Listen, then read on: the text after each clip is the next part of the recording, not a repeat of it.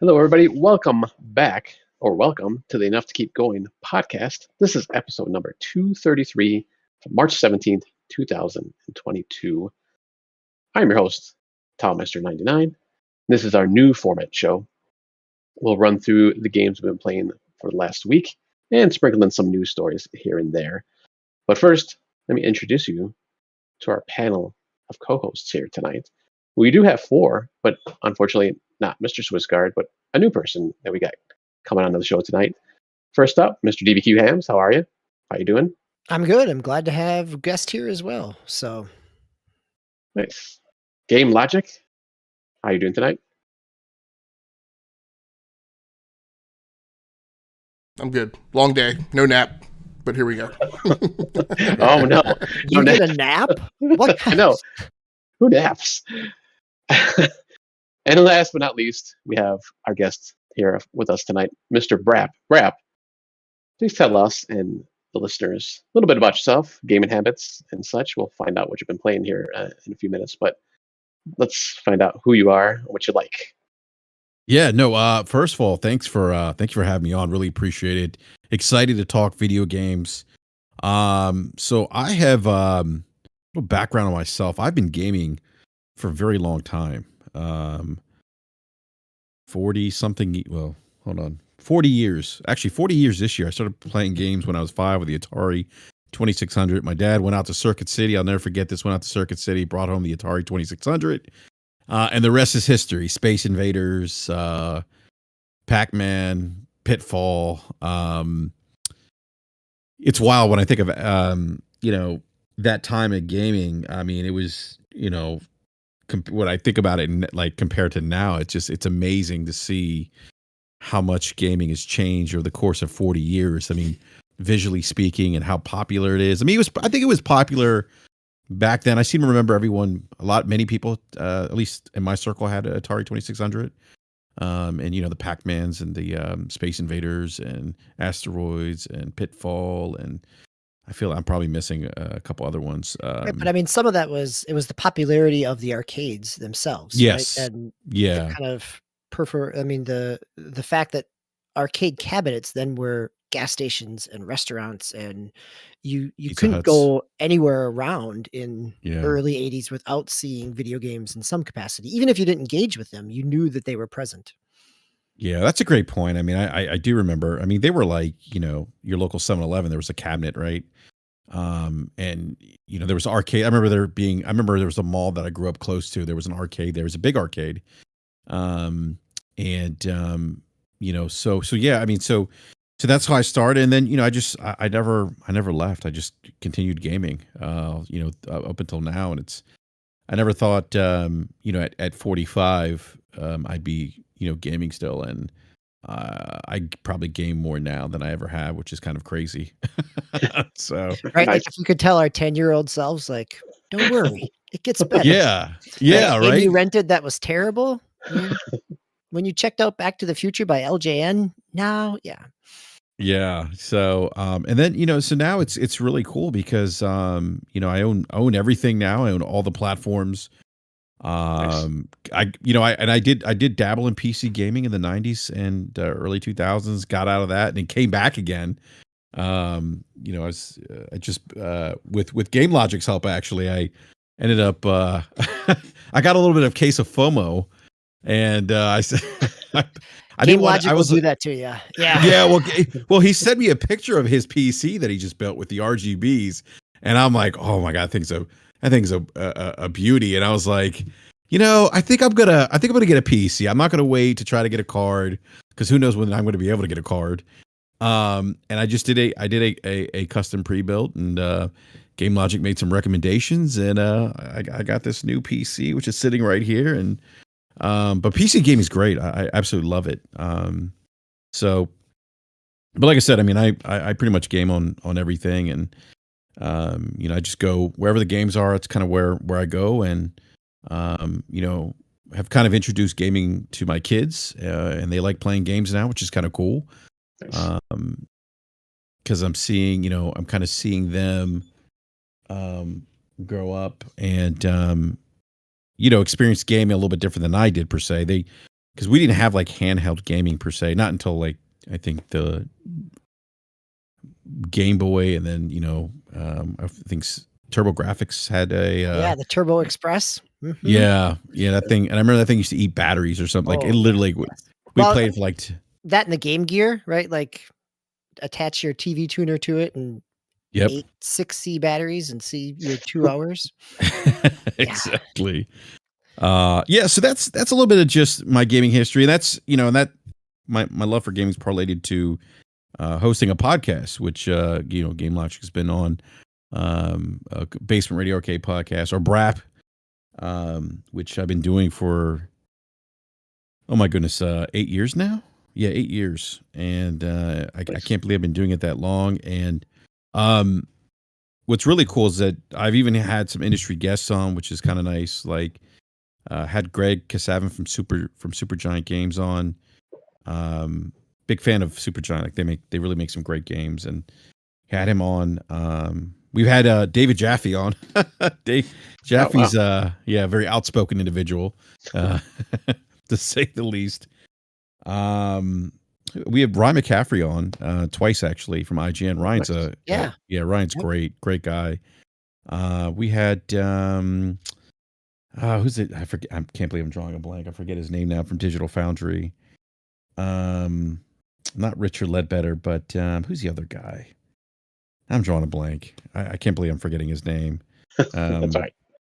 Yeah, but anyhow, I've been lucky to have some great industry guests on, so it's been cool. It's been cool to kind of talk shop with those individuals and get their perspectives on things. Yeah, well, good. I'm glad you're here. And actually, you're mentioning how like not just the graphics and gameplay from over the years and decades now, but just like the mind share of games nowadays. It's not like I mean, to some extent, some kind of a nerdy thing, but I think it's more widespread and more, everybody's kind of does it now. Especially now, everybody has a phone, pretty much, a smartphone, so they can play games on that. So it's just kind of interesting. But so let's keep you on the mic. We got you. That's both That's both a blessing and a curse. Well, yeah, it's not, for better or for worse. It's not all upside. No. Trying to be positive for once here on the show. Let's keep you on the mic here for our new releases and stories we'll get to here. But you talked about this game a little bit here before we started the podcast. But Elden Ring, you're playing, and what system are you playing that on? I'm actually playing it on the PlayStation 5 right now. Okay, cool. Yeah. And I may double dip at some. I may get it. I'm probably going to get it on PC and start like a second playthrough on PC at some point. Hopefully not right after, because I do have a backlog I need to get to. So no one ever gets to the backlog. It just grows like infinitely. So yeah, I'm starting to realize that. Yeah. Well, I mean, it's funny because you were mentioning about you just got the PC. I had got one too earlier in the year, and it's just like now that I'm on Steam and all these other services, it's like it's just growing infinitely, and all the free games that you can get, and just all the sales and stuff. It's kind of crazy sometimes, but tell us about Elden Ring. How you're liking it or disliking it? What's going on? Yeah, I gotta say, I'm really enjoying it. There's a little bit of Souls bias in me, so I just throw that out there. Like I'm definitely biased when it comes to Souls games. I love the Soulsborne games. I think they're everyone talks about the challenge those games have, and that kind of reminds me of kind of growing up gaming, where we played games that were difficult, like Ghosts and Goblins, and we didn't have all these checkpoints, save points, and I remember it's funny, we were talking about this on BRAP, how we used to have to leave our Nintendo on, because you turned it off, you were done, right? Like you lost your progression. But yeah, I got to say in the beginning though, so when I heard that this game was going to be open world, I was a little skeptical. I was like, okay, well, how are they going to pull this off? Like open world, like how does Souls translate into an open world? I couldn't get my mind wrapped around that and what that would look like. And then I started, and then obviously, anytime you see someone's name like George R. R. Martin associated with that kind of project, and then, with, the talent from Software Miyazaki, that obviously raised eyebrows. Like, oh, wait a minute, like there could be something. There's something cooking here. Like this is interesting. So at first, when I started playing this game, I really wasn't feeling it at first. Now, I was also coming off Horizon Forbidden West, and I've only put 20 hours in that game. And Horizon Forbidden West kind of does a better job of kind of, I think, guiding you, kind of where to go in that open world setting. This game, not so much. I mean, it's not Elden Ring's not going to really do that for you per se, which is not it's not a bad thing. It's actually kind of a nice change of pace in some ways because it gives you that sense of exploration and kind of rewards you for kind of going off the beaten path. I mean, there's things that I picked up early in game that have served me well because I decided to go off the beaten path. Like I'll never forget there's a summon in the game that you get. It's I refer to it as the rot summon. I'm not sure if that's what it's actually called, but you're basically summoning this dog or this wolf or something that basically inflicts rot on the enemy. And rot's great because it just depletes the enemy, and you see their health bar just steadily going down. And it actually helped me beat the first boss in Elden Ring. But I see I stumbled upon that. Like if I wasn't exploring, if I wasn't trying to figure out where stuff was, and I just happened to open up a chest that teleported me to this cave, and I was totally underpowered to be in that cave, and I'm like, running frantically. I'm like, oh, I shouldn't be here. And I just happen to, as I'm trying to find a way out, I happen to run into this, this chest, and I got this summon. And again, it paid dividends for me down the road. So, but I was so used to Souls games kind of funneling you into the action, right? These, each section would have, your enemies, and then you kind of have to navigate and figure out, how to discover shortcuts. And, here they're called grace sites, but in the Souls games are the campfires, or I forget what they're called. And I think in Bloodborne they're the lanterns that you light. So the Souls games would kind of funnel you in that direction, and this wasn't doing that. And so I in the beginning I was kind of getting a little impatient. I was like, yeah, this is, I don't know, like I'm kind of bored. I don't know what to do. I think once I got to that first boss battle, right? The mandatory, there's a progression boss that you have to fight. Once I got there, I was like, okay, now this makes sense. And as I'm playing the game more and I'm opening up more of the world, I'm absolutely loving it. And I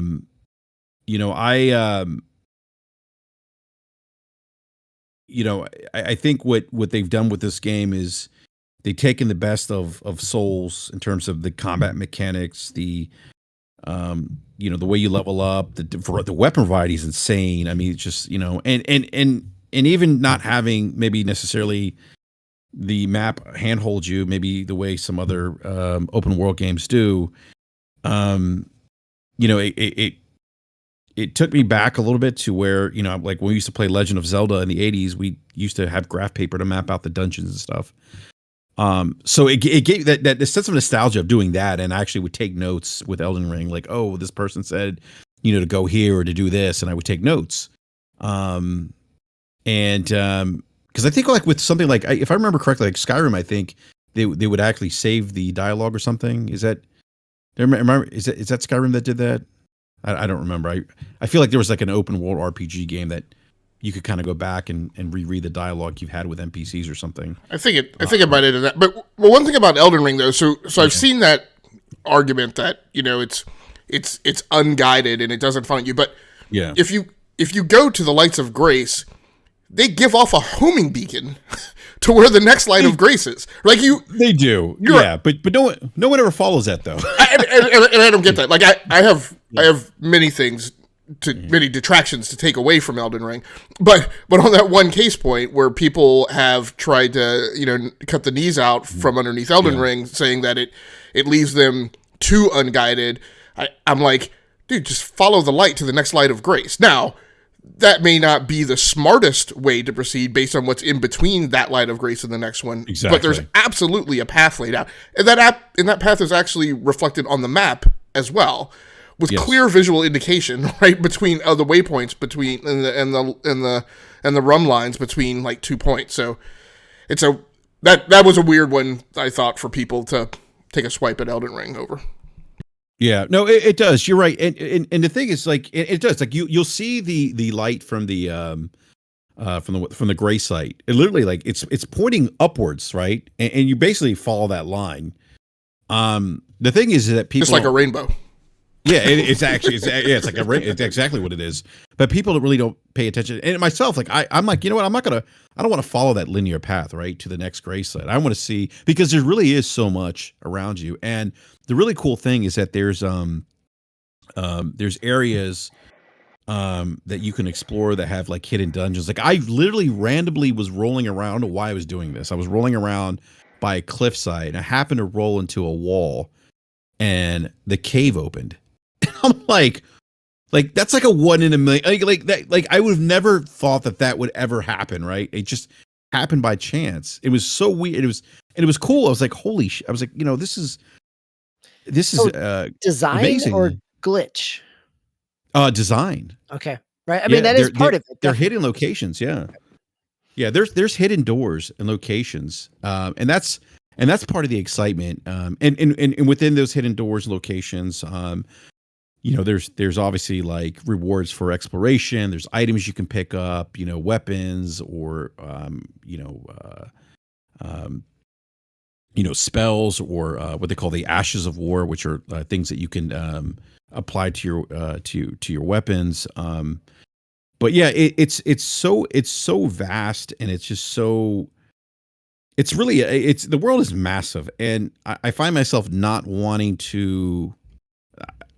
this game to end per se, because I want to see what else I'm missing.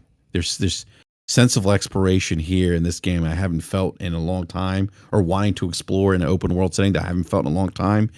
And then to top it off, you get the ultimate, rush in terms of, running into a random boss, and then trying to figure out, and they have like mini boss battles, right? That they're scattered kind of all over the map.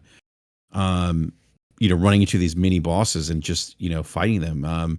There's bosses that, it's funny, like there's this social aspect to the game, and I know we were talking about this before we went live. There's a social component to this game, which is fascinating for me, because we're almost, and again, I think for me it's a little nostalgic, because it reminds me of when I was younger playing games with my friends, and we would talk about different experiences or different places, or you need to go here to do that. Elden Ring does that, and there's a group of us that will say, "Oh, did you fight this guy? Oh no, I didn't see that guy. Where'd you find him?" And then all right, I'm gonna go there. I'm gonna go there right now. I'm gonna go fight this boss, and then we would talk about our experiences, and some of us are having different experiences in Elden Ring, which is kind of cool. Like you'll see that on Twitter, and I know Twitter's a small sample size, but I got to say, I haven't seen this kind of chatter about a game in quite some time. Like it literally, it's died down a little bit, but for the first week or so, week and a half, I mean, it was literally my Twitter feed was all Elden Ring, gameplay footage, people talking about, did you discover this, or I found this, and go here to get this, and farming spots.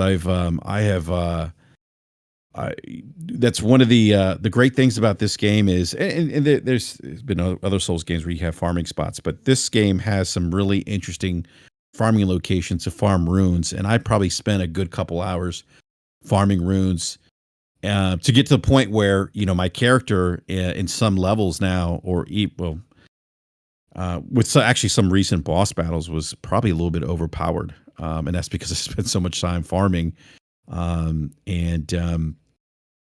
Just focusing on leveling up my character. And so, I'm thoroughly enjoying this game.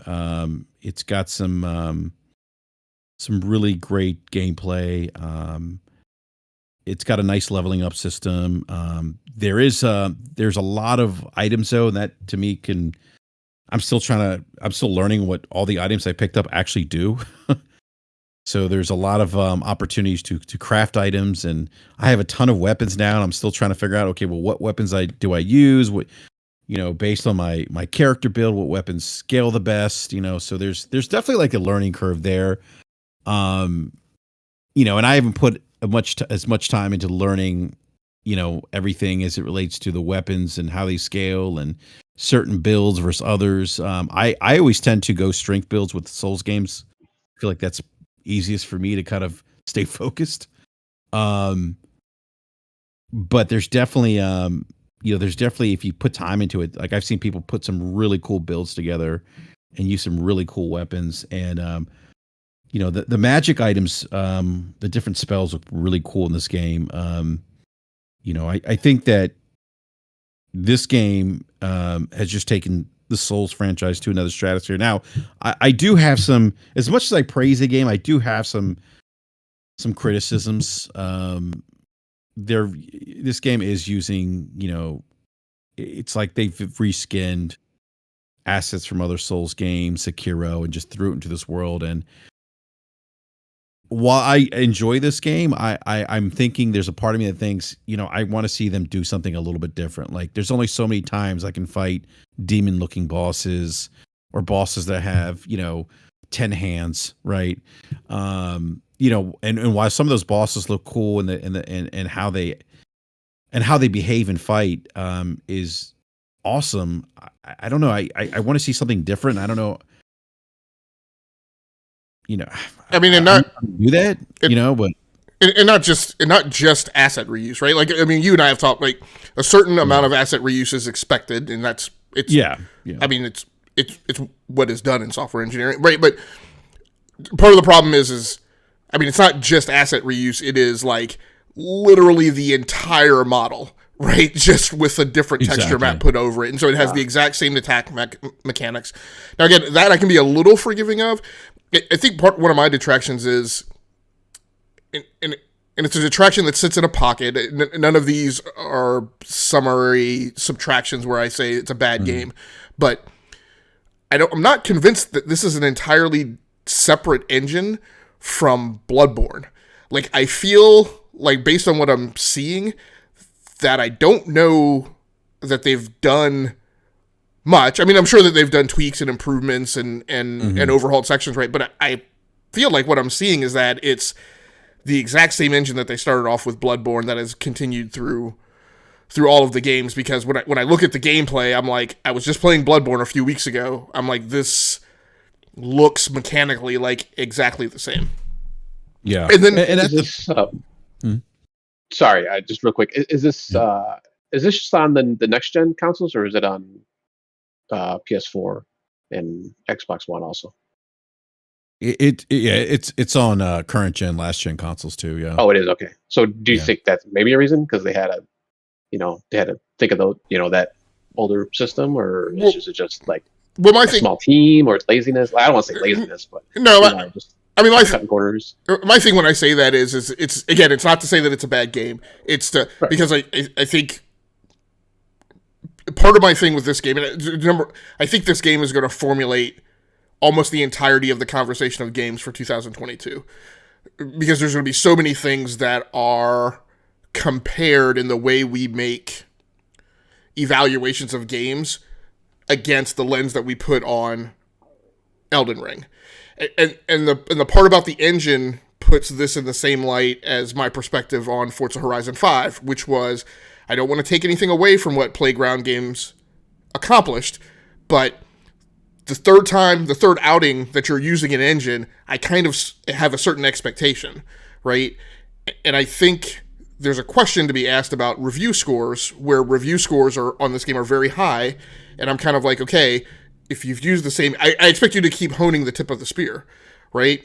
And if I'm a reviewer, I get into that lane where I'm like, well, if this is better than the last thing, don't I natively like have to score it higher than the last one? And then that's going to drive, potentially some skewed, metrics.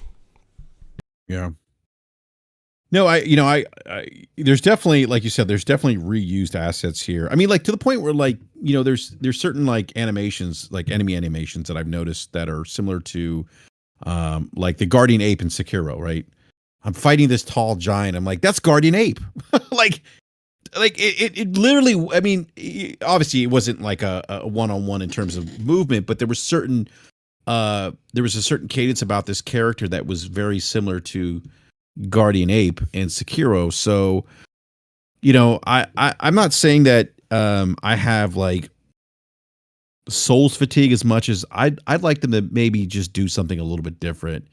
And actually this playing this game has made me actually appreciate Sekiro a little bit more.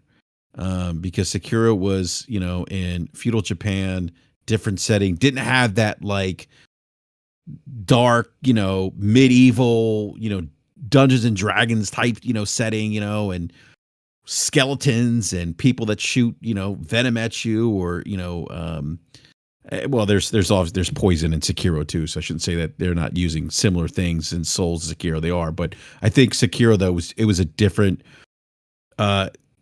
It was a different game. It was kind of like, okay, they're stepping out their traditional, and what I like about Bloodborne too is that you get more gothic, but not that like medieval type setting, which you kind of get here in Elden Ring.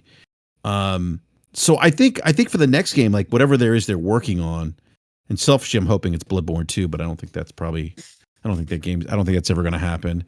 At this point, I'd even take a Bloodborne remaster, or at least a patch to boost the gameplay up to 60 FPS. That'd be fantastic.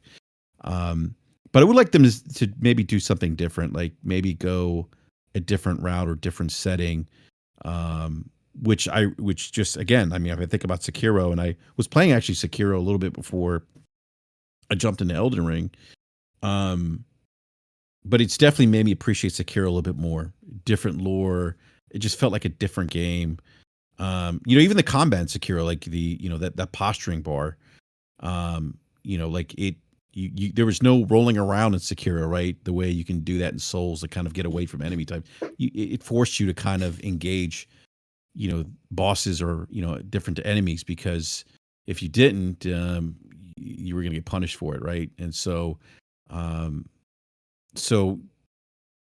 think that, it's funny, game like I would think about this. I think you asked me about the 97 meta. I wouldn't say this is a 97 game for me, from what I've played so far. I do think if I had to assign a number, 9 out of 10. But I'll say that while I do think that this game takes the Souls franchise into the next stratosphere, if you will, because it's introduced this open world setting, which is fun. It is fun. It's engaging. It's rewards exploration. It's just, I'm having a good time playing it. But I don't, as I think about my experience with Bloodborne and Sekiro, I wouldn't say that it's better than those games.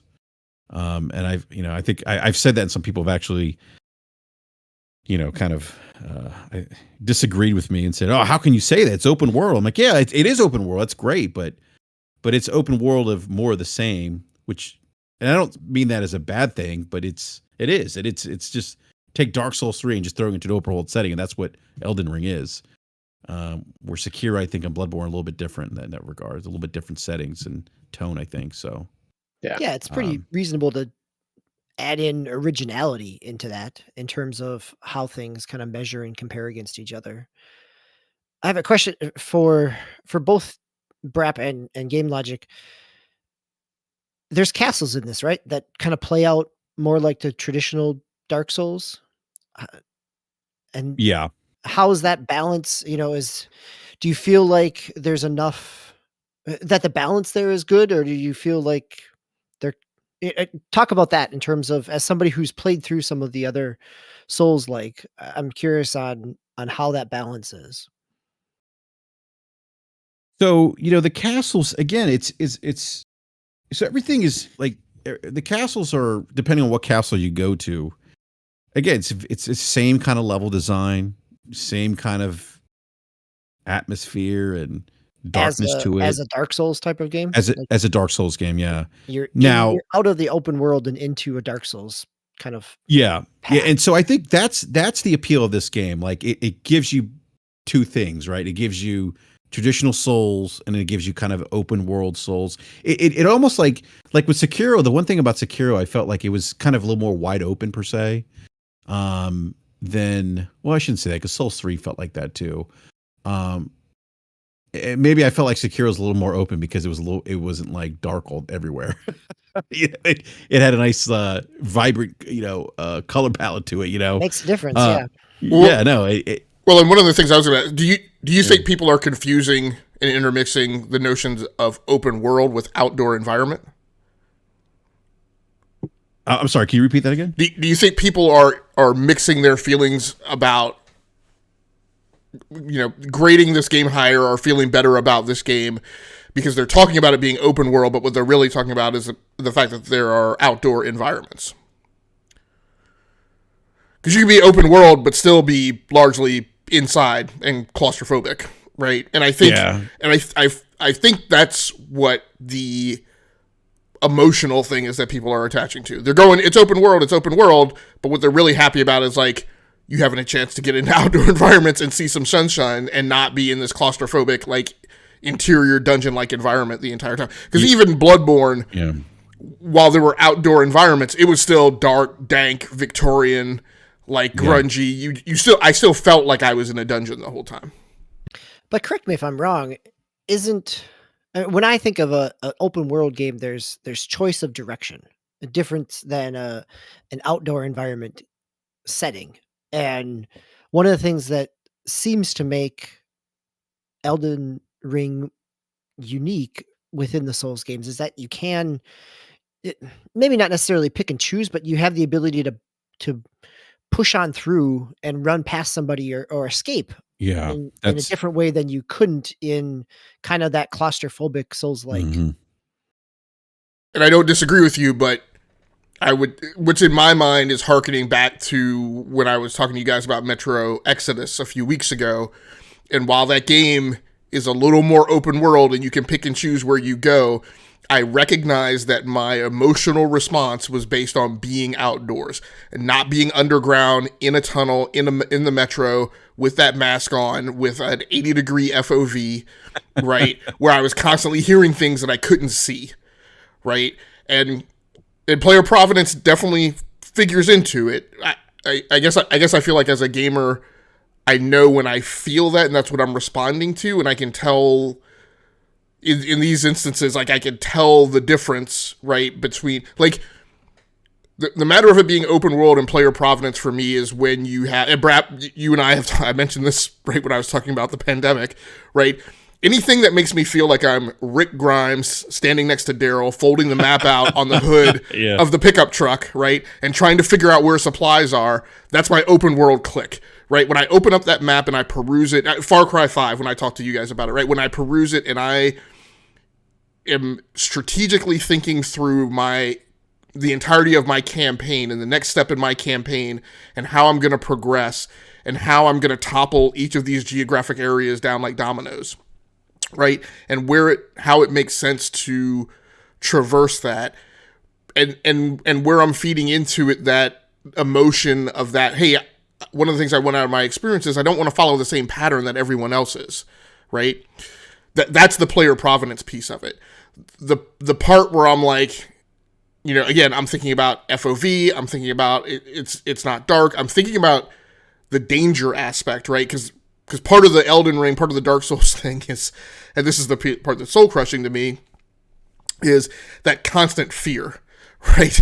That notion that like, okay, whichever of these 360 degrees I choose to go, right? I'm in imminent danger, right? Everywhere, right? And auditory perception figures into that, where I hear, like when you hear the scarabs, right, is one thing. Again, that's not a fear thing. That's not go get that thing because it's going to give you an extra flask. But like when I'm either in a dungeon or there's a difference in the sense of danger when you hear the shuffling of a beast and you're in a dungeon, because there's a piece of risk management where you're like, okay, if that thing's behind a door, then I'm not worried about it. I know it's a future challenge, but it's not in my face. But when I'm out in the open world and I hear a thing, one, there's things you can do about it, like you can crouch that reduces your level of detection when you're in the outdoor environment.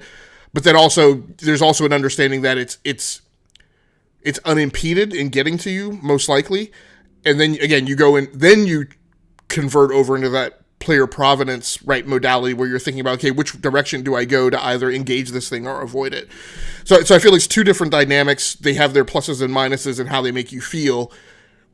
But the people who are having the conversation about, it's better because it's open world, I don't know, and in cases where there's sometimes the same people who make a comment about the fact that the game doesn't hold your hand and guide you. I'm like, well, you can't really have both feelings, right? You're feeling more about the open world more about the outdoor environment than you are feeling about the open world. Yeah, and I could see. Go ahead, Brap. No, I think that's a great point. I mean, I could certainly see. I could see that, like, oh, it's open world, but I think that's another way of saying, I can choose to go about this game and how I engage enemies on my own terms. You don't have that in other Soulsborne games, right? You just don't.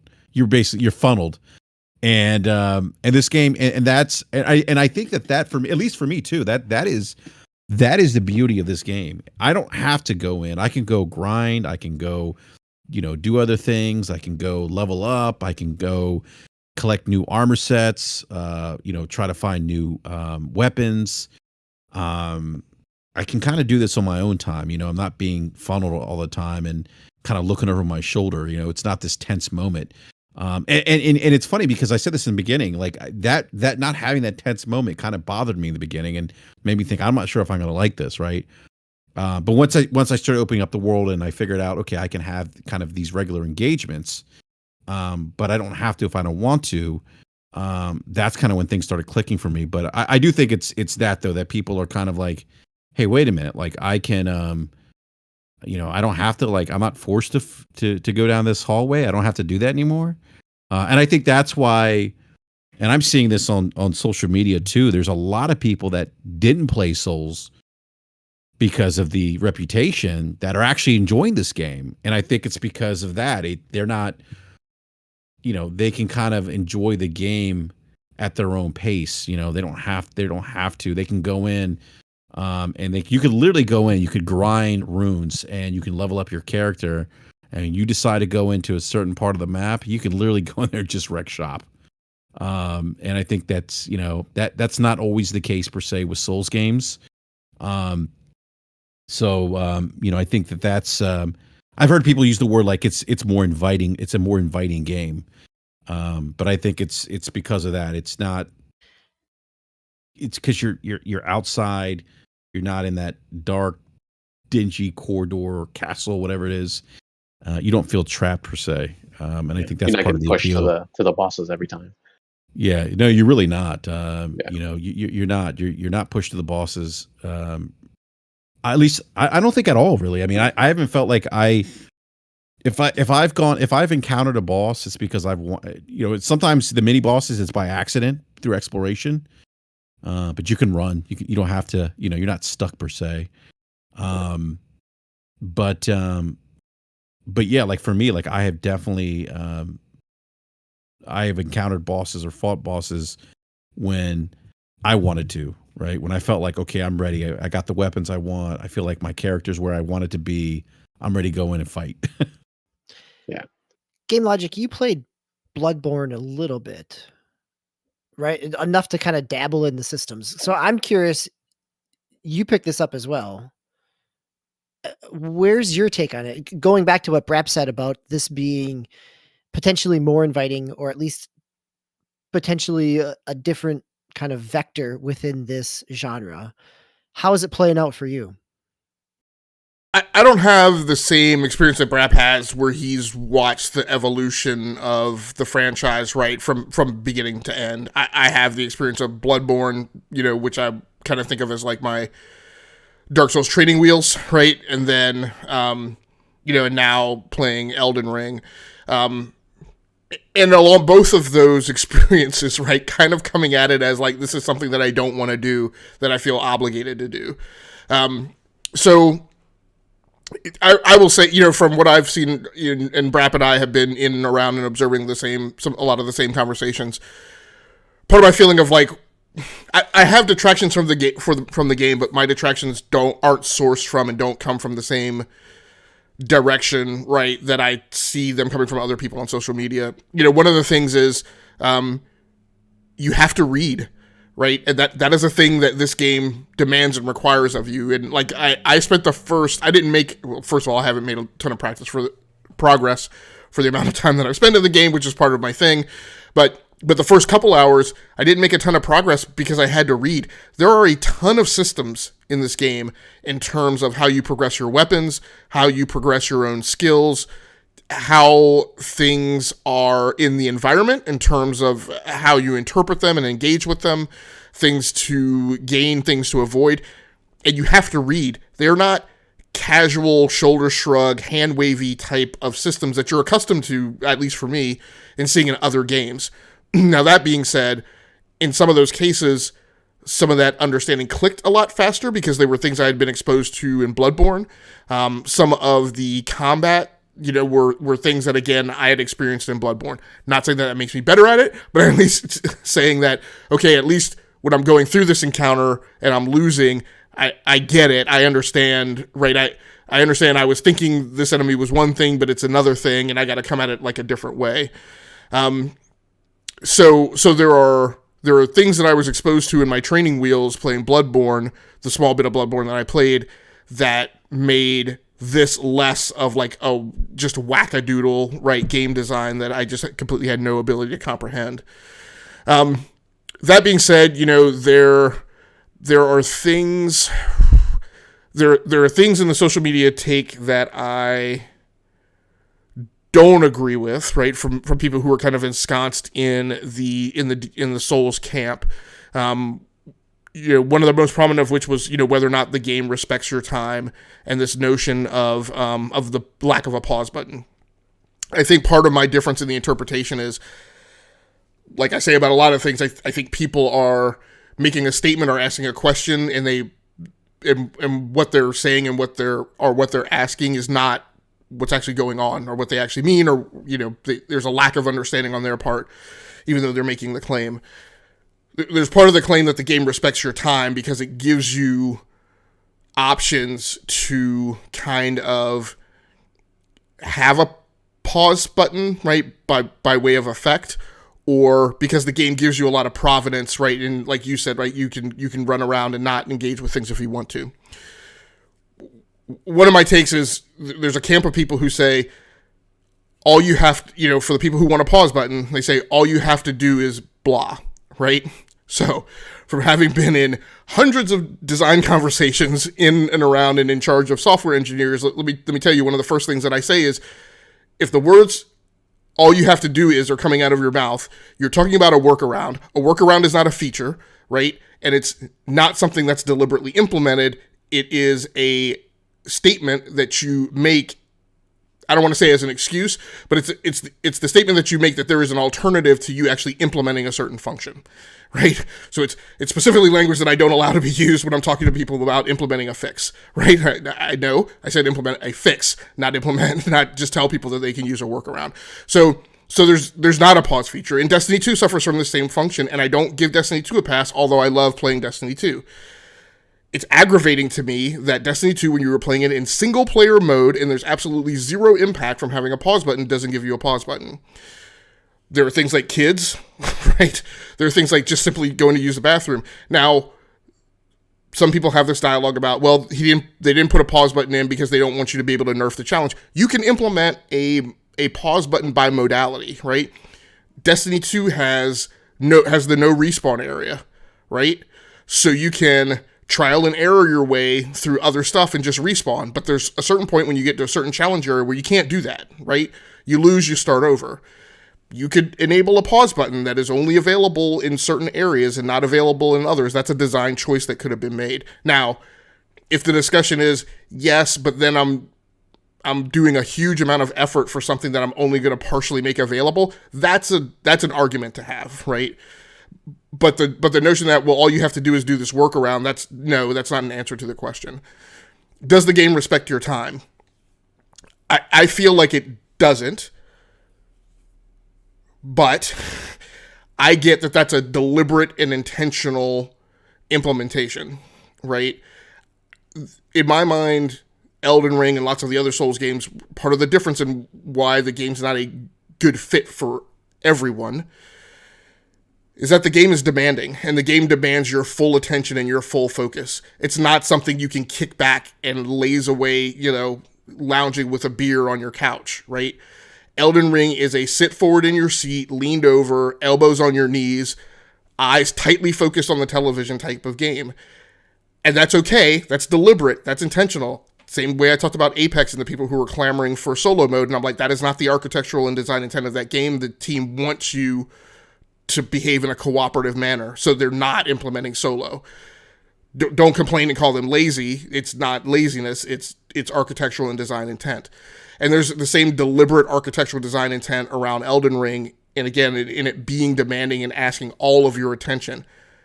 That ask is not good for everyone. That ask is not a fit for everyone.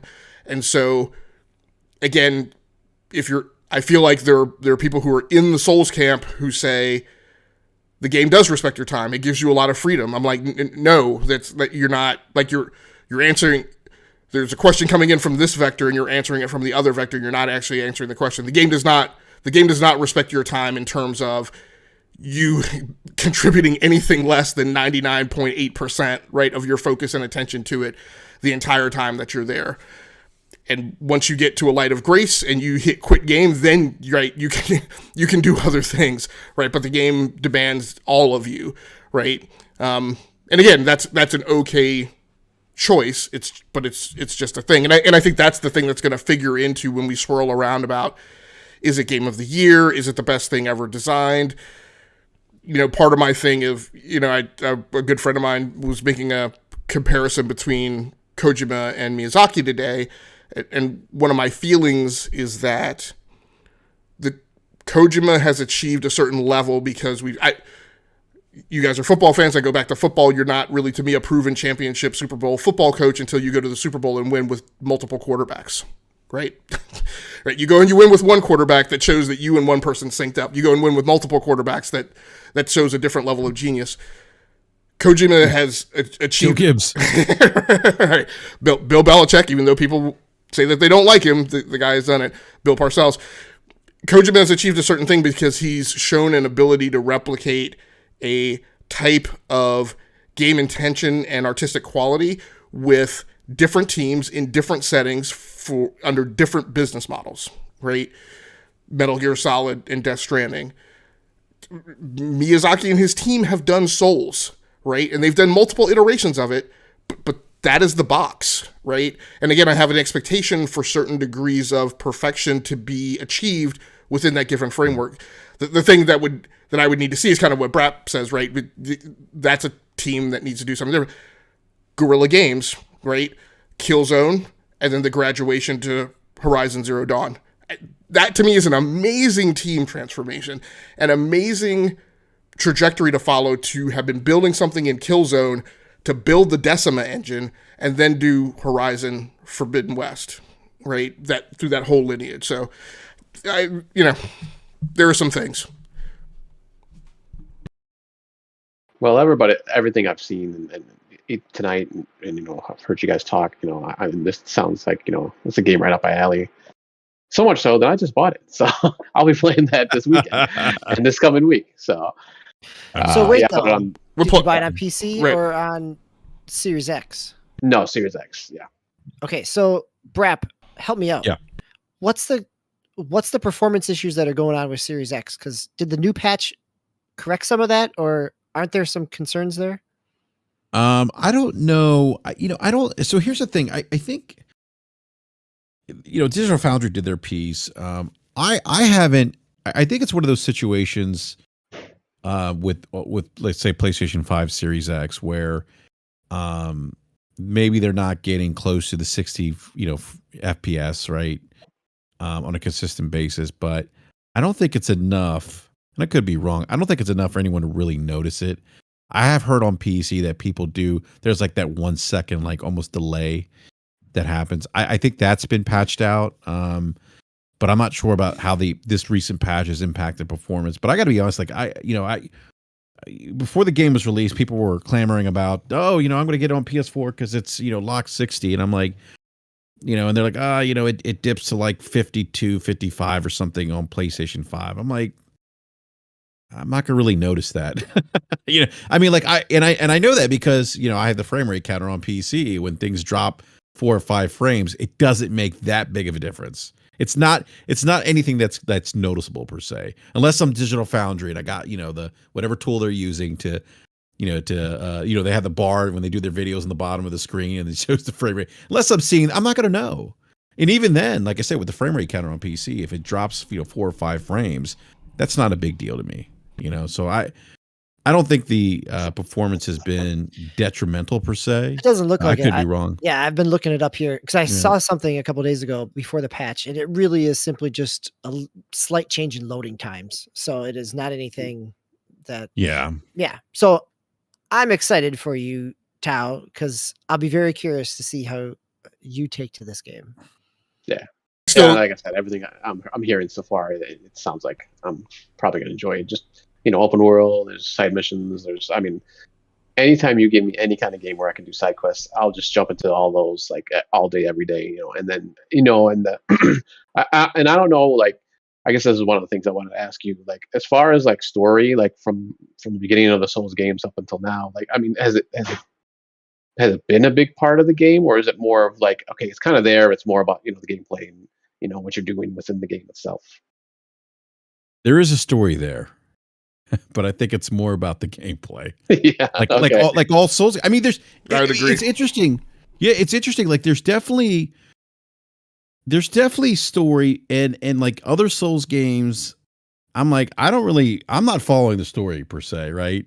I have a general idea of Elden Ring, kind of like there's these people, they're like demigods, they basically,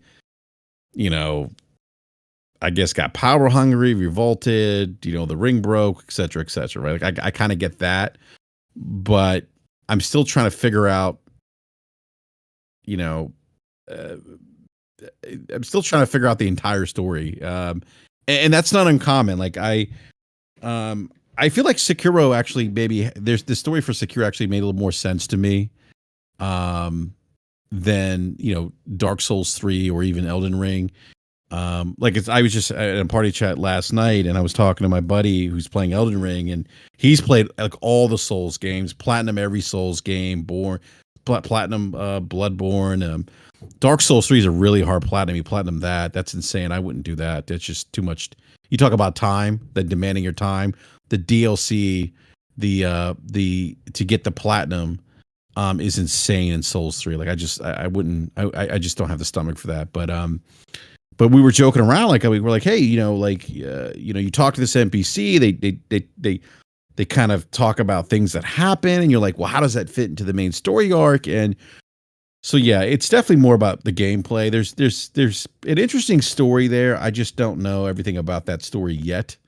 And I imagine like other Souls games, I'm probably gonna have to go back and read up on some lore and figure out, what exactly was happening behind the scenes. Because what I found with Souls games, and especially like Bloodborne, if you read the lore of Bloodborne, it's actually really deep. Like the story of like Father G, what's his name? Gasson, I think is, I don't know if I'm pronouncing the last name correctly, but he's got an interesting background, you get snippets of his background while you're playing the game, but it's easy to miss because sometimes it feels like it's not obvious.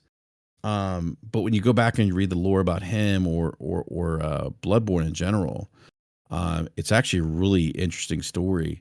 But again, I have the feeling I'm going to have to go back and at some point with Elden Ring, once people start fleshing out that story more and it comes out and you see it on the internet, and maybe it's out there. I haven't looked, but I have a feeling I'll get a better understanding of the story than I will in game. All I know is that it's my mission right now is to get on the throne and be the Elden Lord, and that's it.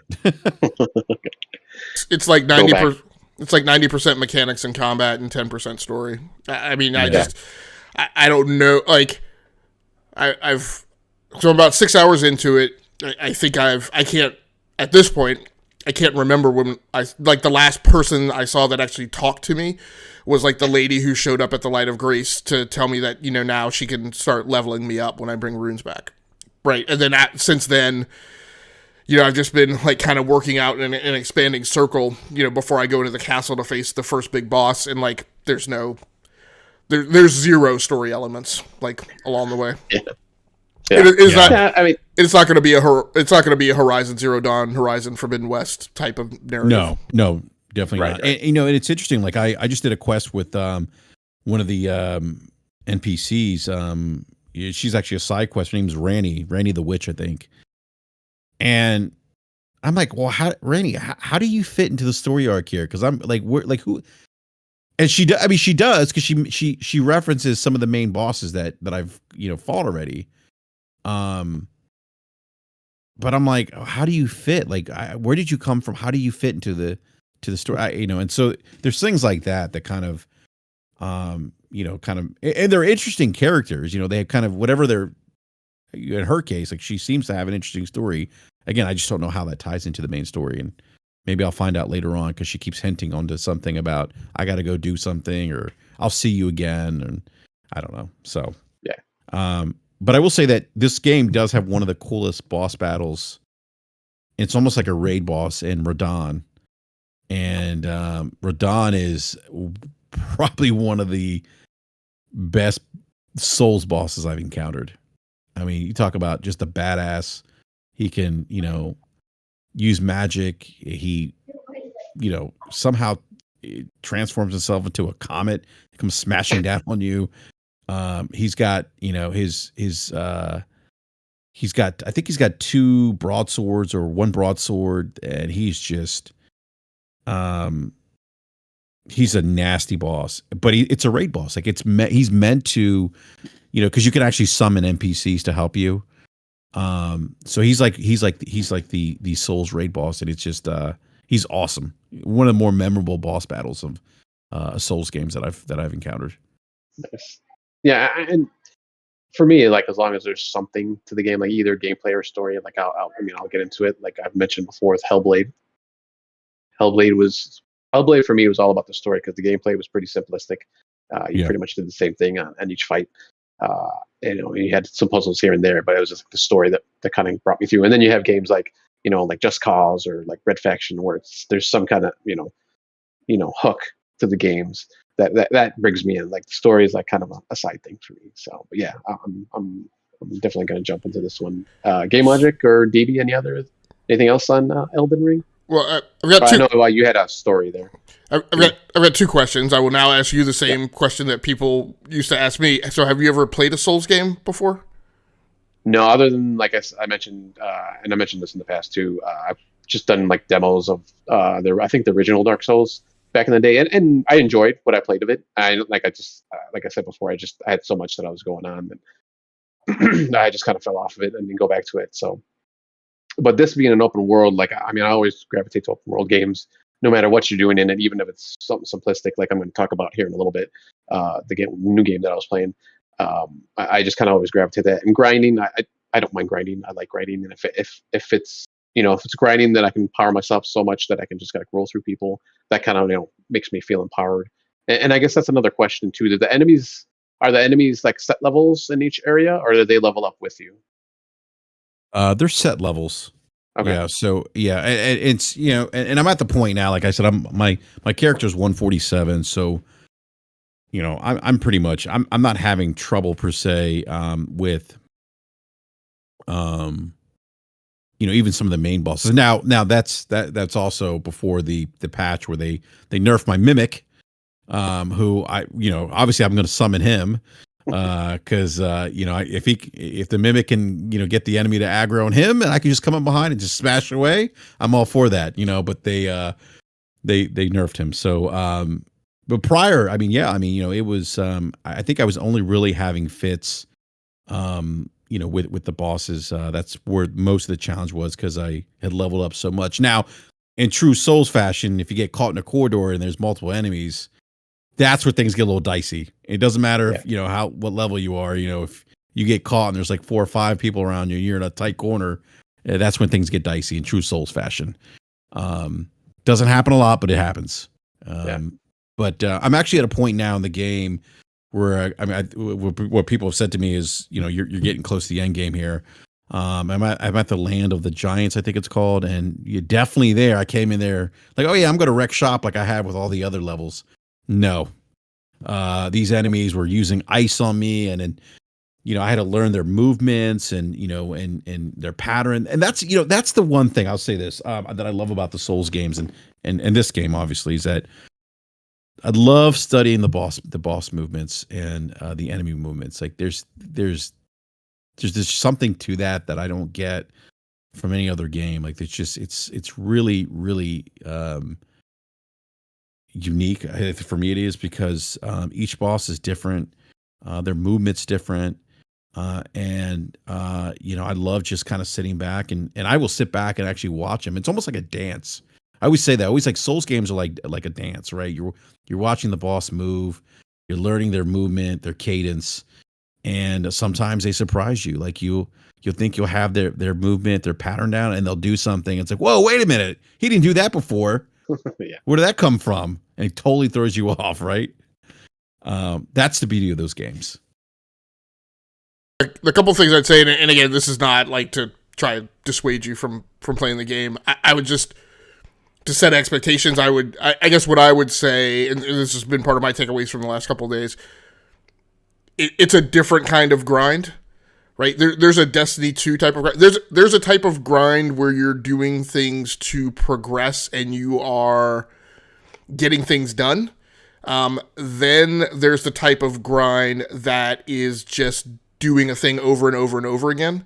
And so I feel like this game is it's a different kind of grind. The other thing I would say is, with regards to being open world, it is my feeling, and I can definitely see how other people would feel different, but this is a Souls game first and an open world game second.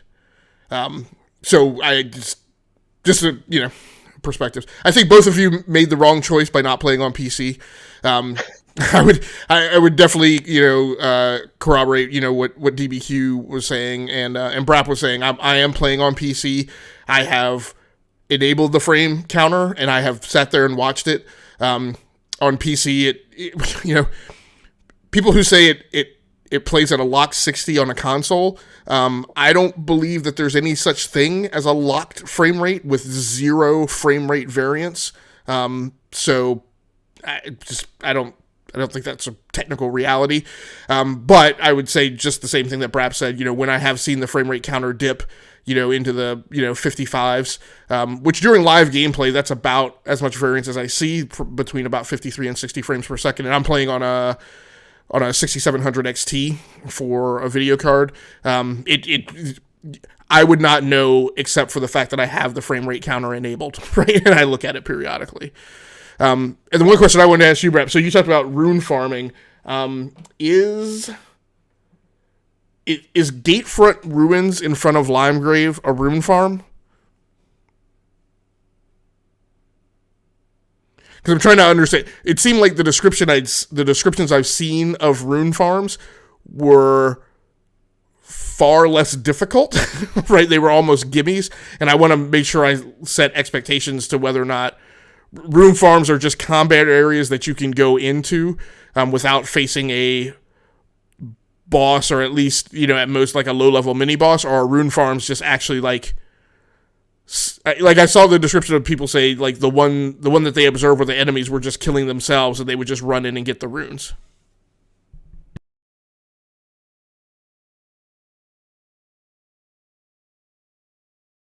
You might be muted if you're talking right now, because I'm not hearing you. Oh, you know what? I'm sorry about that. I did. Yeah, I was muted for a sec. Yeah. No, I was going to say, early in game, there's an area, and I forget, and that might be the area that you're referring to, Game Logic.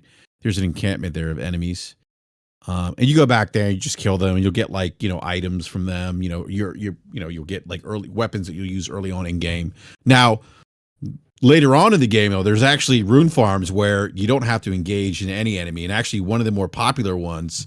And I did a video about this, is the boulder area, which is I think in the part of the map called Kaled. It's literally and there's a grace point by there.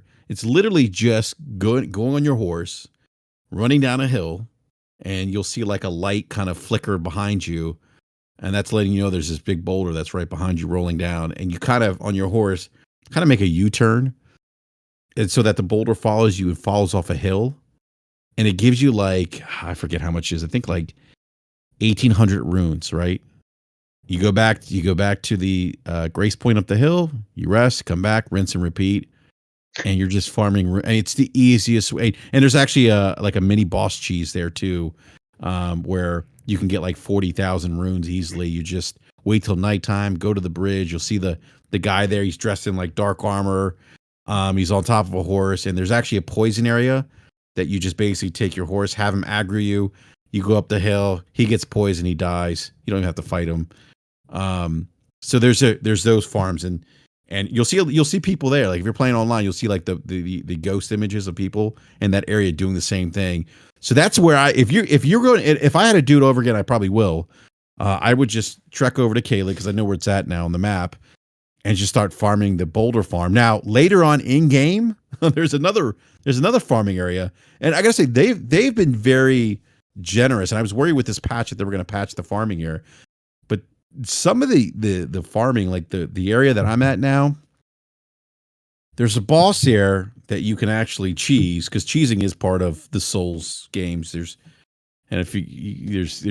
before they'll eventually patch the cheese out, if you will, but there are ways to cheese the bosses. And there's one boss in particular in this map area you can cheese and get 500,000 runes, but and that same map that this boss is at, and this is further in game, there is an area that sits high up on a cliff that overlooks like another area that you're looking down on, and there's a grace site on this cliff behind you. So you look down, you see this big bird, right?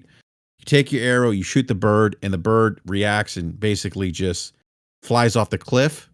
You get like 13,000 runes in a matter of like seconds. Again, sit down at the grace site, rinse and repeat. I mean, you can literally get 100,000 runes in a matter of like literally a minute. So there's some really generous rune farming spots here in this game. Like I'm really surprised, and I wonder if they're going to patch those out. I hope they don't, because even being able to farm those runes, I don't think they've taken away from the difficulty of the game per se. At least for me, they haven't. Maybe people have overpowered themselves with the point that they've taken away. But again, I think that's the choice. You decide if you want to do that or not. But yeah, some of these rune farms are extremely generous once you find them. Reminds me of the back of the old Destiny 1 days where. What was the cave? I think was that original one. People would. Oh, the cave. Yeah, with the what was it? They would respawn and come out, and they would drop. Yeah. They would drop the. I forget what it was. Yeah, the loot cave. Yeah, I remember that. And then they patched it. Yeah. All right, Game Logic. Do you have any other questions? Or it looked like you had an article here too. That if you want to run through that real quick. Yeah, so real quick, the Elden Ring news of the week has been that it has already sold 12 million copies. I think I also, I didn't put it in the rundown, but I think I saw another article about at least the UK charts, where it was still, though, not the top charting game. I think it was like third. But at any rate, it has sold 12 million copies. This story from IGN, and since I found the glorious thing called Reader Mode in Chrome, I don't know who wrote it, so I cannot give them credit. But From Software... Adam Bankhurst, just so you know. What's that? Adam Bankhurst. Okay, there you go. Elden Ring is off to an incredibly good start. Incredibly strong start, as it has already sold 12 million copies worldwide since its February 25th release date. From Software and Bandai Namco shared the news in a press release stating that Elden Ring has sold more than 1 million copies in Japan alone and 12 million copies worldwide as of March 14th, 2022. These sales are derived from distribution figures of the package version and sales figures of the downloadable versions. So I guess I'm going to skip some of the stuff in the rest of the article because everybody can read that. I think... one of the things, and Brat mentioned it earlier, that, on social media, this game has a lot of traction. And again, I think where it's going to spawn dynamics in the conversation about games throughout the year, I think that the two things to keep an eye on, or to kind of question, right, as we go forward and we see how this game gets compared to other games in terms of its commerciality and its financial performance, as well as just how people take regard of its design in comparison to other things that come out this year. Two critical data points that I feel like I'm missing and able in my ability to kind of analyze this data point of 12 million copies sold. So number one, maybe it's 3 data points. Number one, most digital storefronts have incredibly austere return policies, in my opinion. You get 2 hours. I would contend that anybody going into a Souls game, well, one of two things. Either you quickly decide within that first 2 hours that that is not a game for you, and you can return it. But anybody who has any degree of more than just mild curiosity is not going to be able to ascertain within 2 hours, right, whether or not the game's for them. And so one of the critical pieces of data from this that's missing is, in order to assess the sales as well as the social media trend, like, I have to see what the actual engagement is, right? Of all the people who played on Steam and all of the, cheerleading and rah-rah about it had the most concurrent players, right, on that platform, I would have to see what their engagement is, because I'm absolutely certain that there are some people who will engage for a certain number of hours. I would call it less than 21, who fall off of the game. And so that to me will be telling about what its persistence is in the zeitgeist of gamerdom. Then the other thing on social media, again, not directly a sales thing, but a thing that I need to see is, and I mentioned this prep earlier this week, I've seen tons of people who have been engaged in the Elden Ring conversation who have posted the standard, game controller and title screen of the game, and I've seen nothing else from them. So again, I don't know, right? I just don't know what the real traction and engagement of the game is. And that'll be the interesting thing. The interesting thing as we go on throughout the year is, and again, I know that every game can't be compared, but there are points where games should be compared and can be compared. Horizon Forbidden West is a thing. And so I think there needs to be some shakeout on kind of how people who have played both feel about that game. Brap, I'd be interested to hear what your feelings are when you get back to Horizon Forbidden West. So that's just some of what needs to shake out during the year. I don't know that the commerciality of this game, it's going to be interesting to see what the commerciality of this game, how far it carries it into the year as it gets compared to other things that come out.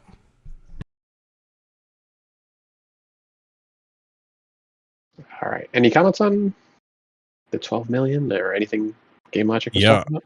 Yeah, go ahead. I think it's staggering. I mean, considering that, I think Dark Souls 3 was their best-selling game, 20 million copies, but over years, right? Or maybe not 20 million. I don't remember the number, but for this game to sell 12 million plus in 2 weeks is look, I've been a Souls fan for a long time. I didn't see it coming. I thought this game had a lot of buzz around it coming into it pre-release, and I was talking to Benji Sales, and he was telling me that he said, the tracking metrics for this game were very high, even before they released the or even before the reviews came out. And I'm just just one of those things that wow, how did this happen? How did this game sell 12 billion? And hats off to Miyazaki and company. I mean, it's really cool, I think, for me, because having played the different Souls games and kind of see this genre, if you will, because I always refer to Souls kind of as a genre of its own, but to see this kind of hit mainstream is just amazing, right? I mean, we talk about Souls games, they're always kind of associated with the people always refer to, that's a niche type game, right? It only appeals to a specific type of gamer, and you don't get to 12 million by just appealing to a niche audience. But to Game Logic's point, though, is out of those 12 million people that bought the game, how many are going to stick around? Because how many of those people bought it because they saw that 97 Metacritic, or they saw the buzz around on social media about this game, and they heard the chatter and all the tens being thrown out. Yeah, exactly. And the word of mouth, and did they know what they were getting themselves into? That's really interesting. That's going to be interesting to see that, like you said, Game Logic, what's that level of engagement actually look like? So let me ask all three of you on that one, because I think that's a really good question. But from a publisher perspective, I don't know that we actually see that until the next release of whatever the Souls-like is after that, right? Because at 12 million, whatever they want to do next is going to be greenlit because it has blown past expectations. But to Game Logic's point, that if that engagement has fallen off as people dipped in, purchased it, but didn't stick with it enough that they're not going to come back to the next one, right? We don't really see what that effect is until the next time a game like this comes out. Yeah, that's a great point. I mean, it's like, you know, I think we'll get a better idea how many people actually stuck around, you know? And I wonder too, like, is there, I don't think there's, I can't imagine them making this. I could be wrong. I don't know if they'll make a sequel to Elden Ring, you know? I'm sure there'll be some additional DLC, right?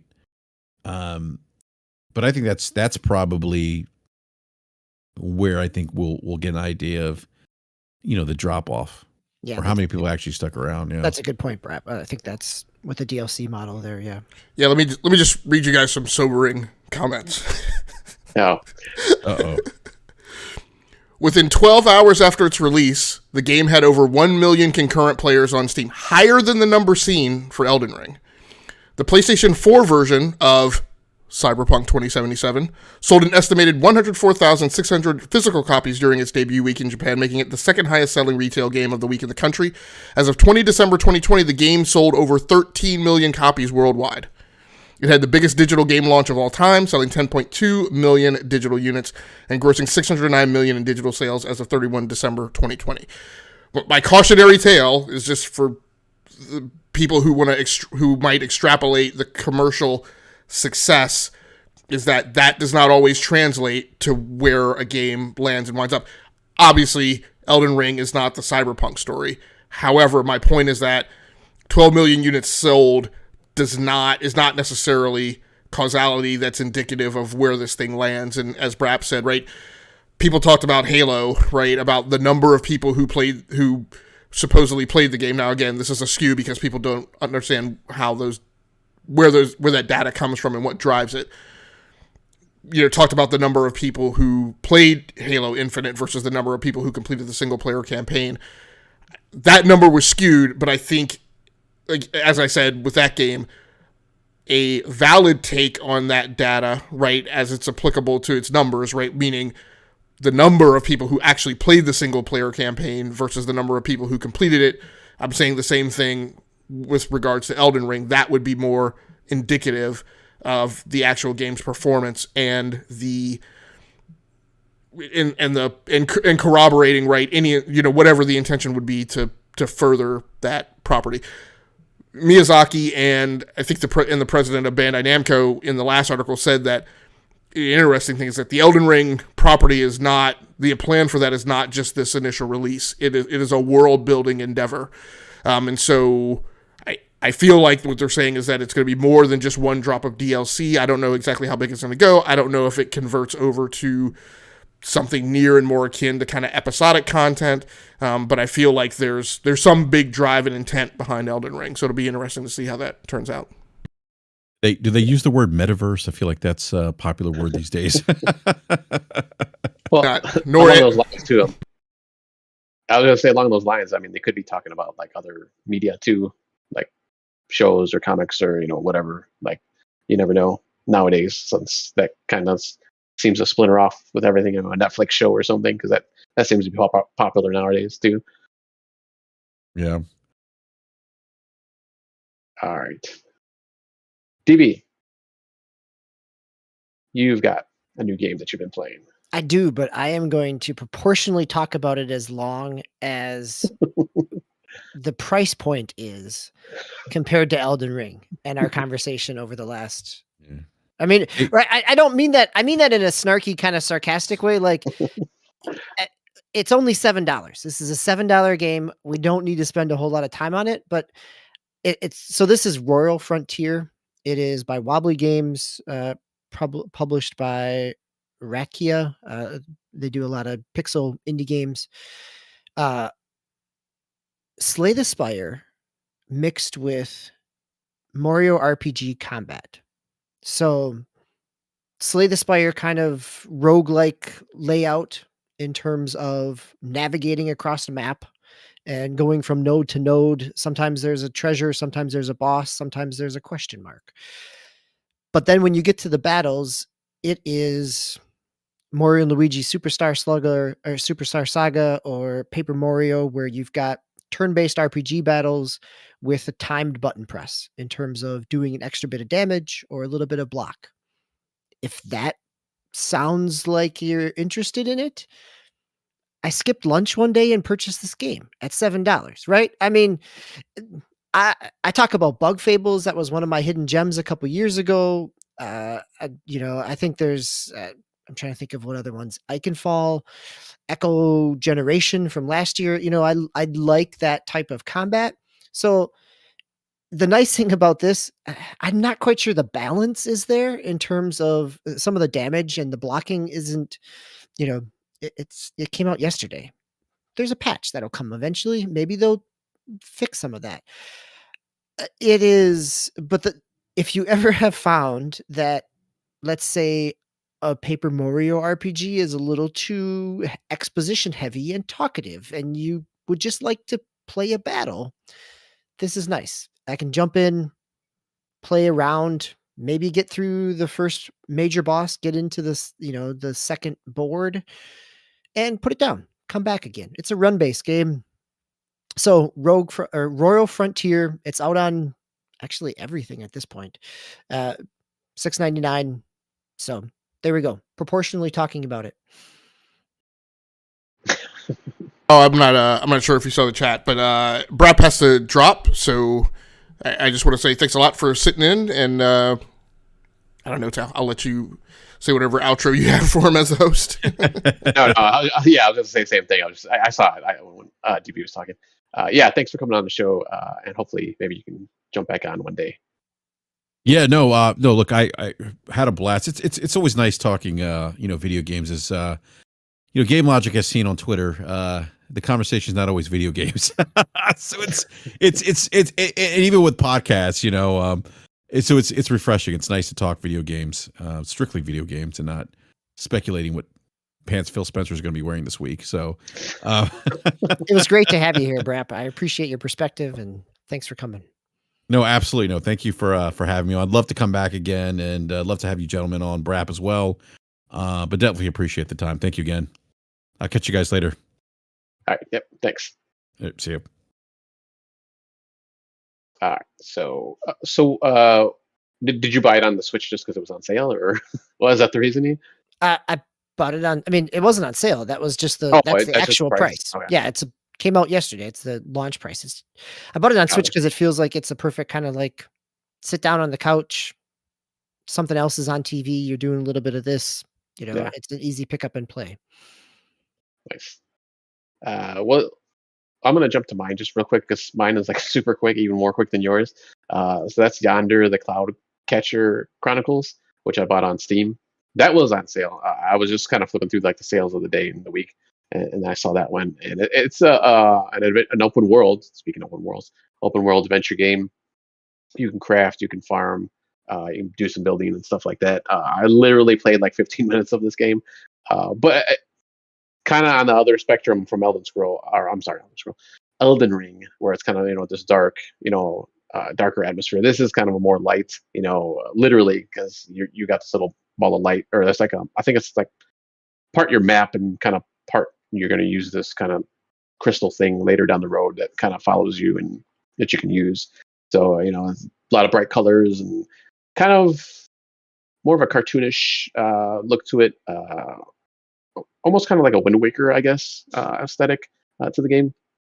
But I'm super early in the game, so I barely even scratched the surface. So I'm definitely gonna be playing more of this. But it's more of a chill game, in the lines of like Minecraft and stuff like that. You kind of just play and go in there, and I think there's some fighting in there. It's nothing like too serious like an Elden Ring, but I think I'm gonna definitely enjoy this game. And it was just kind of the graphics and the open world crafting. I always like to do all that kind of stuff in like all these other games. So it kind of pulled me in and was like, hey, I'm looking for something to play. So something different to play than kind of Pokemon or like battle royale stuff that I've been doing lately or the past year or two. So so I'm gonna kind of keep plugging away at that one. Game Logic, you had another game that you were going to talk about here on the PC. Yeah, so I pulled down Expeditions Rome to try that out. Again, as you mentioned, game on PC by Logic Artists, published by THQ Nordic, released at the end of January. So, interesting enough, I went into this game expecting kind of like a Rome Total War kind of experience and kind of a mix between RTS and strategy. Wonderfully, this game is actually even more. This team, as I was playing the game, you see a lot of, I felt like I saw a lot of design elements that made it similar to the Divinity Original Sin series by Larian Studios, who's obviously now doing the new Baldur's Gate reboot.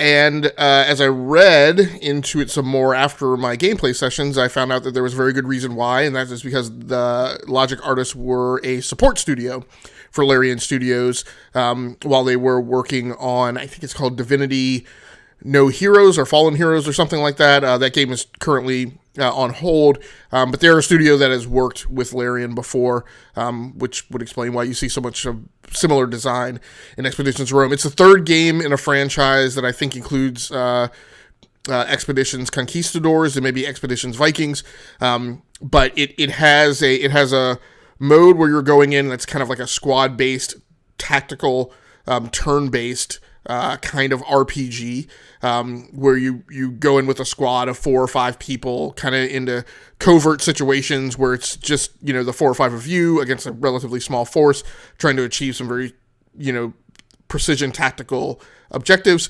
And then the whole point is as you work this small squad around parts of the map, you eventually build up to a point where, okay, now you've got enough of a strategic advantage. It's time to sortie your Roman legions and actually engage in a big battle. And at that point, it flips to an RTS style game. And in between, as you're moving troops around, it plays in turn-based mode, kind of at a strategy level, and you're able to make improvements on your camp and things like that. I haven't spent a ton of time in the game. It's not super highly reviewed on Metacritic, but it has its fans and its proponents, and I'm having a great time with it. Again, I felt like it was important for me to play Elden Ring, but I talked about like the experiences that I like more are the ones that I kind of own and that everybody and their mother isn't playing. And this is one of those. I think it's kind of one of the gems of 2022 that I've already found. Associated News, sort of the teams continue to work on it. So their Dev Diary number 19 is out, where there's a Legion Battle update and gamepad support, which being a PC-only player now, I look a Scotia skew at, so I don't know if there's an intention to eventually port this over to Xbox and PlayStation 5. Again, I'm not totally certain why people would play a turn-based strategy game on consoles, but there it is. Nice. So, so you mentioned so how did you come about this game? Yeah, that's what I was wondering too. How did you? The Metacritic thing you said it was kind of low, so I know you kind of follow the Metacritic scores usually kind of it's higher, but I was kind of wondering how you came about on this. Yeah, I do follow Metacritic scores, but my scouting range is 80 and above, so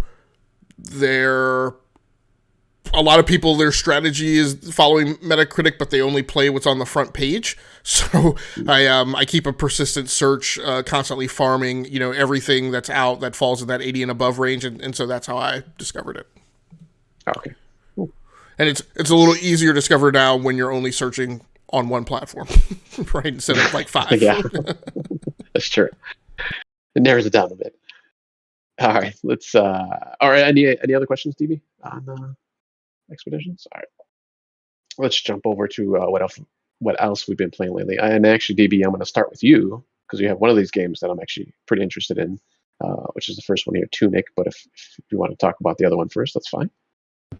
Yeah, I'll just hit these briefly because I haven't had a lot of time to get into them yet. Tunic came out yesterday, right? It's interesting. Tunic is out on Game Pass. It came out on PC and Xbox.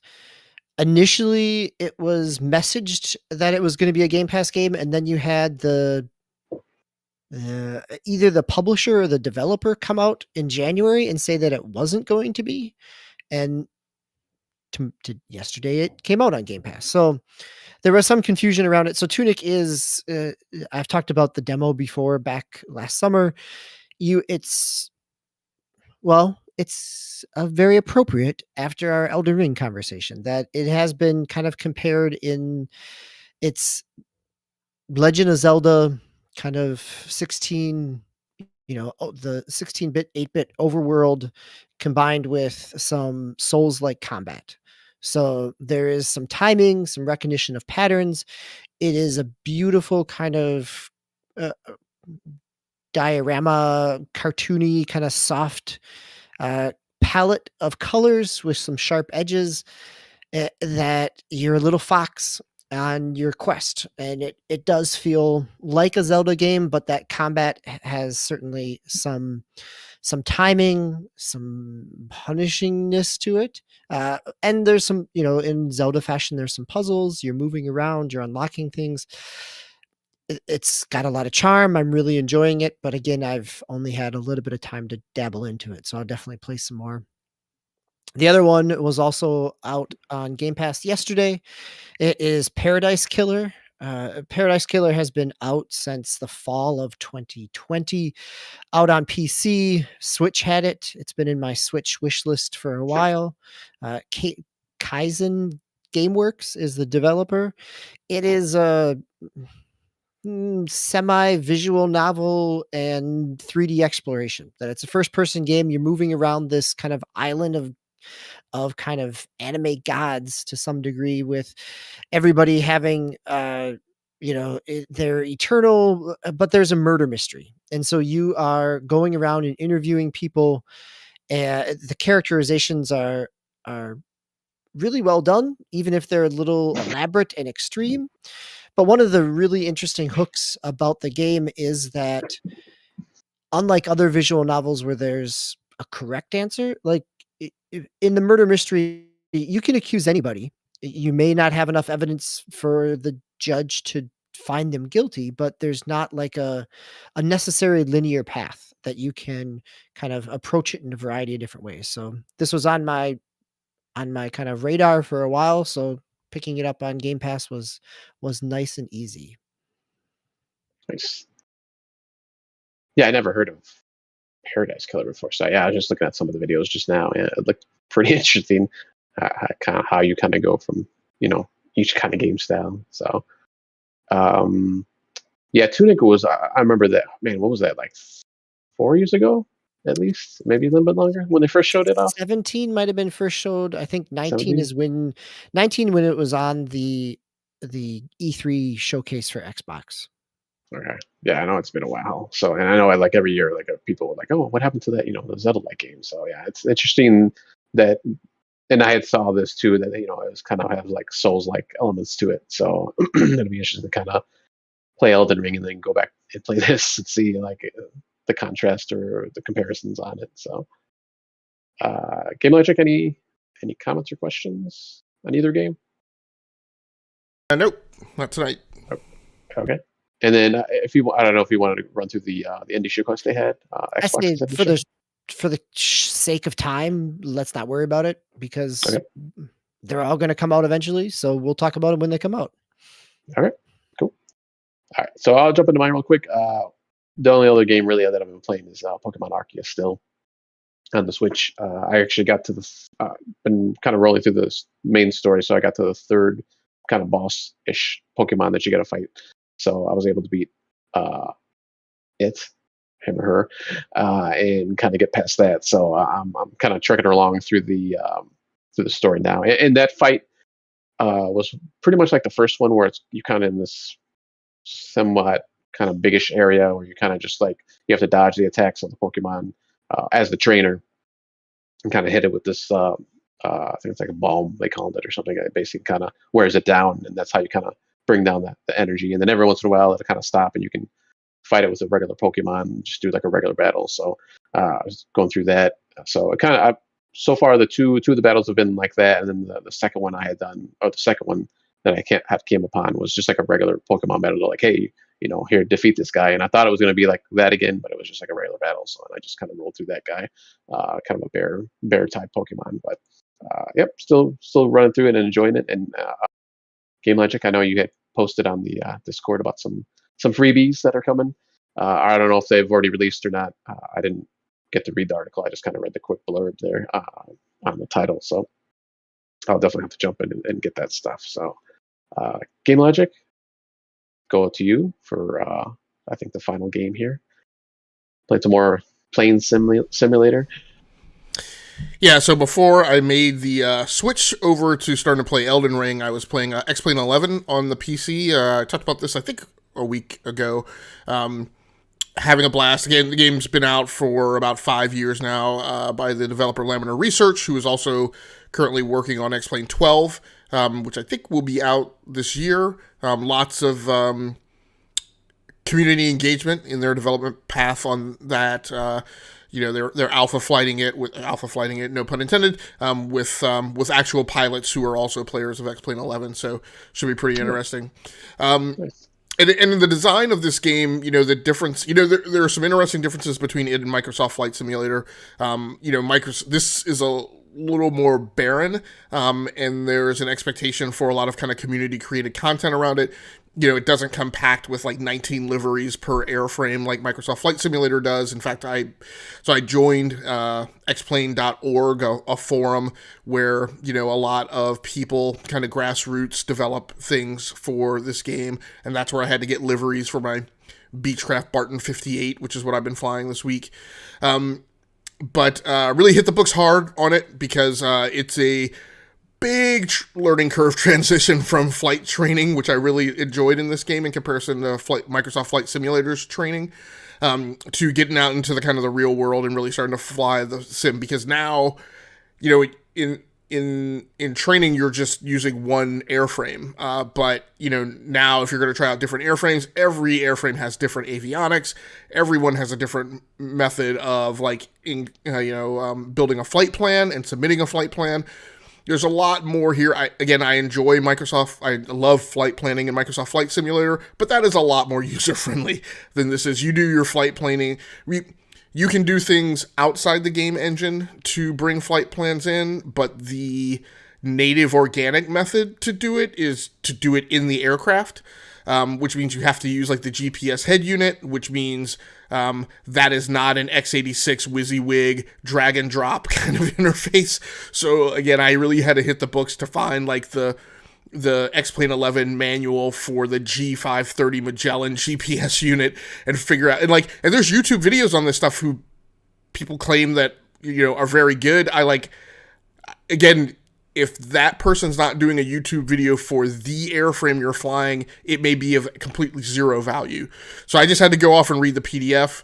A little surprised that people said, I've been reading up on this and I still can't understand it. And so they have to use the YouTube video. I found the PDF manual was like perfectly explanatory, and again, I'm coming at it with a certain domain expertise of having used commercial industrial type of electronics and interfaces. So but it was we talked about Elden Ring, and I feel like part of this is what I'm laughing at, right? Like the approachability of Elden Ring, let alone the technical specs of Yeah, it's funny because I definitely feel like part of the zeitgeist around Elden Ring is that there's this euphoric feeling that people have when they fell a boss. But I compare that to my euphoric feeling from figuring out the avionics package in a commercial twin engine aircraft. It's I guess that's what people feel when they fell a boss. But in Elden Ring, I'm in that camp where when you drop a boss, I don't feel euphoric. I'm like, thank God that's over. I never want to have to do that again, right? So like I said, I got a huge swell of dopamine or whatever when I created that flight plan. I saw the little waypoint legs come up on the GPS head unit. I hit the button that said submitted flight plan, and then I requested clearance from the tower. And what I hear over the headphones is, Magellan 5-6 Sierra cleared for Malaga to Palma de Mallorca as filed, right? Which means they got the flight plan, and I'm like, Jesus Marimba, like, you know, we've got it. And so it's a good flight. You know, I unfortunately, like I said, I had an interrupt signal come in and say, hey, you need to switch off of that and get over to Elden Ring. So I kind of regret that a little, and I've got some things to kind of sort out in my head about, you know, how and what I'm going to play for 2022. But really enjoyed my time in that, using the Thrustmaster HOTAS X flight control system, which isn't one of my favorite ones, but it gets the job done. So it's a pretty good time. Nice. So with that accessory, does it have? It has like the throttle and then like a wheel, not a wheel, but like a steering thing, or is it like a joystick? It's a joystick. So I was, again, before I made this flip over to Elden Ring, I was like, I had approval and clearance to, you know, I've played enough flight sims this year, and I saw a continuing vector of doing so that said you can go ahead and start looking at like commercial aircraft flight control systems, you know, like the twin stick wheel things. Yeah. But I backed off of that because now I'm reconsidering kind of what my approach path is to playing games this year. But no, yeah, it's good experience. Looking forward to seeing what XPlane 12 looks like when it comes out. Yeah. And to go back to how you're saying, you know, you don't mind like reading the PDF. Me too. Like sometimes that's the one thing I miss. As much as I like the digital stuff, and you know, so convenient to just jump into stuff. I do like getting something physical and having like an actual manual that I can read. It's a little easier than you know, pausing and going back on a YouTube video or whatever kind of video you got online. It's just kind of, there it is, boom. I don't have to, you know, within the game, I don't have to go through like, you know, 3 or 4 or 5 menus just to get to the control, you know, how to do something. So it's kind of nice to do that every so often. So I can appreciate that. Yeah, the thing I wanted to tack on to the end of that. So the Malaga airport that I flew out of is actual DLC that I picked up off of Steam, and models the airport that is on the Costa del Sol in Andalusia on the southern coast of Spain. So that was pretty neat. Got to fly over some of the Cotes de Malaga, I think they're called. My original flight plan took me over La Concha, which is the highest peak in that mountain range. But then I figured out what I was doing and appropriately loaded my fuel and made a flight plan that actually would get me to Palma de Mallorca. And it did not fly me over La Concha at 12,000 feet, because that's not what that aircraft is designed for. So it was a neat experience kind of going through that orienteering and figuring out the map stuff. And also kind of participating in just pulling down like some of the creator content is there are lots of like small farm companies that have grown up around like XPlane 11 and creating content for them. And this week, one of those companies called Xometry released a Keflavik International Airport, which is a place that I've been through. So that might be the only thing that's weird is like there are multiple stores, like which is a digital combat simulator problem, which actually kind of breaks that sim to a certain extent. And so there's stuff on Steam, and then there's stuff out on xplane.org. I don't know that they're all compatible with the version you buy on Steam. So that'll be something that I need to sort through. Nice. All right. Yeah, it'll be interesting like each week to see like each thing you're gonna go through in this game if you go back to it. All right, so I think that's it for the games we've played. Anything else from we're going to be playing here in the future, or anything else you want to talk about? Looks like you have something in Game Logic. Call of Duty, but not Black Ops, though. And not even Vanguard. It's something different. I'll talk about that as my mistake. I put it down in 2 places. I'll actually talk about it on the outside of the Pickz PlayZ. Oh, okay. All right. And well, I'll be playing Elden Ring, obviously, since I just bought it. Coming up here this next weekend, hopefully. All right. So, Pickz PlayZ. We got going on in a couple weeks here that we'll report out on with the rumors, news around Call of Duty possibly taking off 2023, and a third Pokemon game coming within the next 12 months. What other game series should consider taking a break or giving franchise time to breathe? Alternatively, what series took a break and came back inspired? Play a game that touches on these topics and discuss why a break would be beneficial or why a pause reset was helpful creatively. And obviously Game Logic, I just mentioned you're going to be playing Call of Duty game, Modern Warfare 2 campaign, DBQ NBA Live. You're going to stick with that one still? I don't know. I was just thinking about that. There's another story to it. So we'll come back to that when we get to our Pickz PlayZ. All right, yeah, and I was thinking of playing Madden 22. Probably still stick with that one. I played a little bit earlier or last weekend, I believe it was, or the end of last week. So I'll probably just continue on with that. All right, gents. Whew, a long one today. little top heavy at the beginning with Elden Ring, but that's all right. Good discussion. Yeah. That was great. Yep. Yeah. And obviously it was good since I ended up buying it during the show. So any other questions or comments or on anything we've discussed today? The only thing I'll add is when we talk about what I'm planning on playing for Pickz PlayZ, that's Call of Duty Modern Warfare 2 campaign remastered, which I came across that one because I picked it up during the 67% off sale on Battle.net. So just a quick plug for anybody who's interested that the sale is going on actually through March 29th. I saw that it was originally ending on the 15th, but it looks like maybe they extended it. So if you're interested in picking up any Battle.net properties that you're missing, that might be a good opportunity to dip in and go grab them. So it's on anything right now on Battle.net? I believe, as far as you know. So a bunch of Call of Duties, Overwatch, Diablo 2 and the Prime Evil collection, Hearthstone, StarCraft, and then I don't know what's in the Blizzard Arcade. Oh, the Blizzard Arcade collection that came out during last year's BlizzCon is now 50% off. And the Crash Bandicoot is the Crash Bandicoot. The Crash Bandicoot. Crash Bandicoot 4, It's About Time, is 25% off. So not everything is 67% off. Some stuff is up to 67% off. Modern Warfare 2 was actually 25% off. I picked it up for $15. Nice.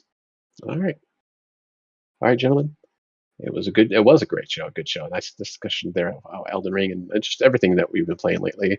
Next week, I will be hosting once again, and I believe both Game Logic and DBQ Hams will be joining us once again.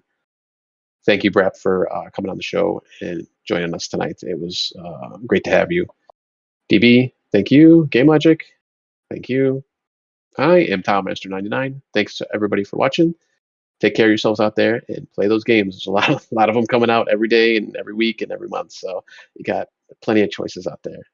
Thanks again and good night.